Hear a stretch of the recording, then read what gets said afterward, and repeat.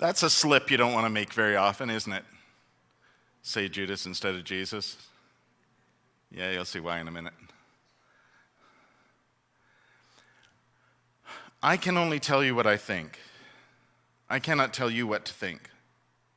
You have to think that for yourself. We do find it easier when someone tells us what to think, because then we don't have to think for ourselves, which is hard work, because thinking is hard work. But it is definitely worth it. The important thing is to be discerning about the sources of information that you're thinking about. And be sure that they've thought about it first, and that what they're sharing with you is true. That's a loaded introduction, isn't it? But then it should be for every time or any time someone stands in front of you and says, it's like this. So let me say, I think it's like this, but you should think about it. And maybe think about a different perspective or two. And here's a different one for you. You know, this is the Sunday after Easter, and the Sunday after Easter we have the same scripture passage every year. Every year. It's the same story. And I guarantee you, in churches that use the lectionary around the world, they're all telling you this story this morning. And I can pretty much guarantee that the majority of them are going to tell you that this is a story about doubt and faith. That Thomas was weak and doubted. And the point is for us to have faith. Okay, there's absolutely nothing wrong with that. But there might be a different perspective on this story that I'd like to share with you. And I'd like to introduce that by telling you about Judas. So I told you that would come back to haunt me. The thing is, the way we tell the story, the way we interpret the gospel story, is that we always interpret the gospel story as Judas is evil, and he betrays Jesus because he's evil. It seems pretty clear in some of the tellings of the story that that's the case. It seems pretty clear. But hang on a second. What if Judas is kind of like those disciples who were sent to steal the donkey on Palm Sunday? Remember the Palm Sunday story? Jesus actually sets it up so that people will see it as being the interpretation of the prophecy, or the fulfillment of the prophecy of Zechariah, that the king would come into Jerusalem from the Mount of Olives riding a donkey.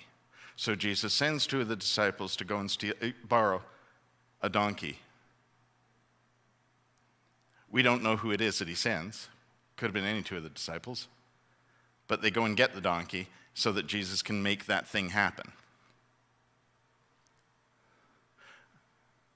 What if Judas is instead the bravest and most courageous of the disciples because he was the only one who would do what Jesus needed to have done? What if Judas was the only one who was willing to not only be despised and hated in his lifetime, but forever, because he was the one who betrayed Jesus? Because no one else would do it. And Jesus needed that to happen so that he could be arrested, so that all of the rest of the story could happen. What if, instead of being the most horrible and evil of the disciples, Judas, see, there you go. What if Judas was being Jesus, is my point. Being brave and courageous enough to do what needed to be done, no matter what.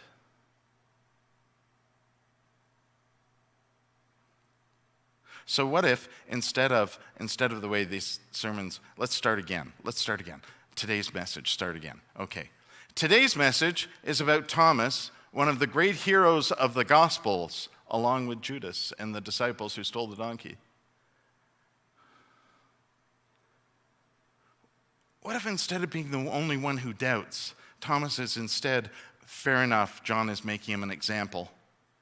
But what if he was the only one of the disciples who actually wasn't there at the first part of the story because he was out telling people about Jesus? Showing people Jesus? What if Thomas was out busy being Jesus, and that's why he wasn't there the first time?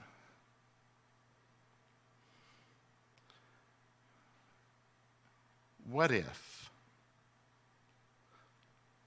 let's look at the story from a little bit of a different perspective. None of the first people to see Jesus in the story recognized Jesus. They quite literally were not prepared to see a living Jesus.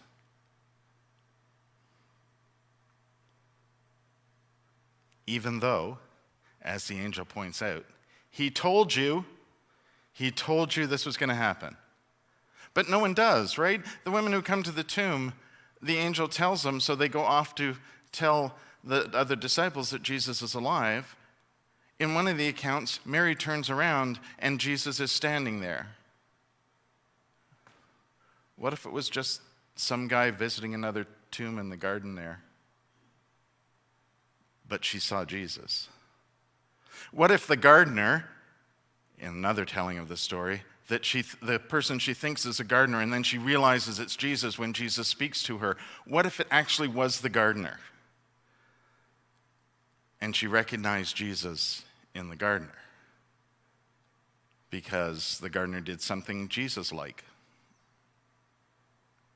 What if on the road to Emmaus, the two disciples who are on the road to Emmaus, another famous story, resurrection story, that actually is a stranger. But they see Jesus in him when he does something Jesus-like. The disciples go back to fishing and they see a stranger on the lake shore. They don't at first recognize that it's Jesus. But then they do when he does something Jesus-like. What if the point of all of these stories is for us to understand that Jesus is alive in all of us, and it's not about Jesus showing himself, it's about us being able to see.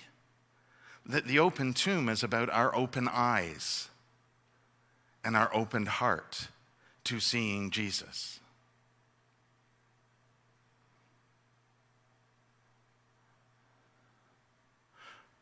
What if the story of Thomas isn't so much about how he doubted that Jesus was alive in himself, in Thomas?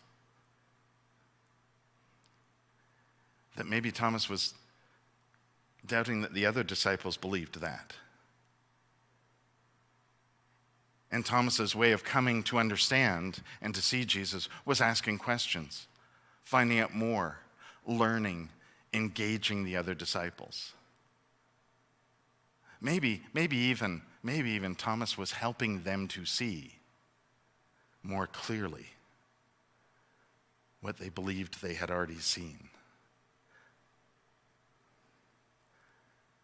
That Jesus was alive in everyone in that room, not just in some spectral presence.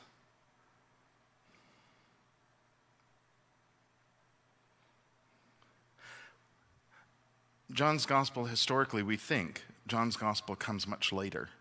In fact, there are things in John's gospel that seem to indicate it was being written at a time where the followers of Jesus had already become something of a community. That's one of the reasons why John's gospel, we think, one of the reasons why John's gospel is so harsh about Jews, is it was late enough that the Jewish community was starting to see these guys are different. They're not us anymore. There are things in John's gospel that seem to indicate an awareness of events that happened much later. So maybe the person who wrote John's gospel was aware of the other gospels, was aware of the stories, and was aware of the fact that the community seemed to not be buying into this idea that Jesus is alive in everyone. So let's give them a story about doubting. Thomas only appears in John's gospel. What if Thomas is a representation of all of those other characters, of all of those other stories, meant to remind us of one very important thing?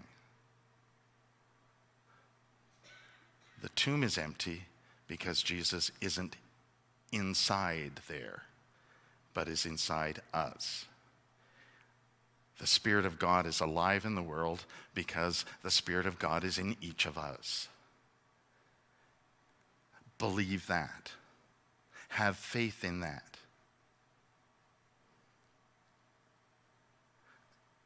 Jesus isn't just with us, but is us in the world now. If our eyes can be open to that, if our hearts can be open to that, it means we would be able to see Jesus in each of us. In fact, it would mean, and I'm not going to look at anyone in the room, it would mean we can see Jesus in the person we think most likely to be representative of Jesus. We could meet strangers on the street. We could meet people in the worst circumstances and still be able to see Jesus in them. Because Jesus is in all of us, because the Spirit of God is in all of us. The Spirit of God is life, and it's in all living things. Not just each other, in creation. This is a great story, actually, to begin this week, because Earth Day is next Saturday, and through this week, it gives you an opportunity to learn more about our relationship with creation and where you might see how God is alive, not just in each of us, but in the world around us. Imagine how our relationship with creation might change if we could recognize the Spirit of God is alive in creation. In all living things, in the soil, in the things that grow in it, the things that fly, the animals, everything that is alive because the Spirit of God is in them, just like you and me.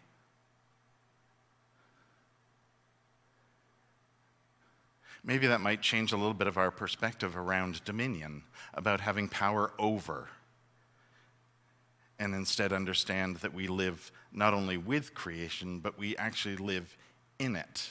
We are part of it. Our job isn't just to use it. Our job is to care for it.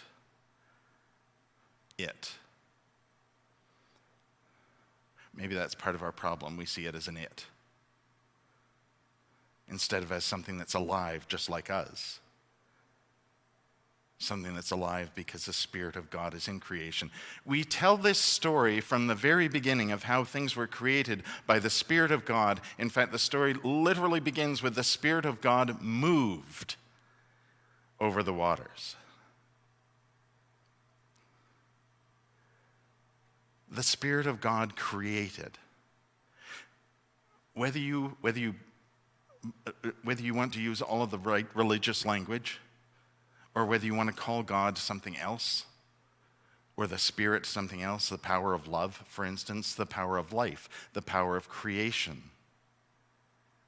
Remembering that the power to create and the power of life includes death as a part of life. We are part of that. That creation that we insist in the story every day, whatever God created, whatever was created by the Spirit of God, was good.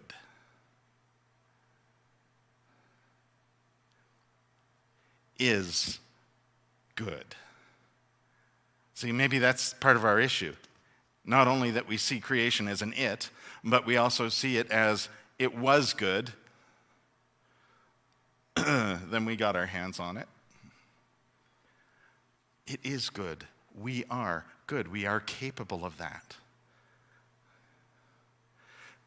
What if the point of all of these post-resurrection stories was to open our eyes, open our hearts, open our eyes to see and open our hearts to connect?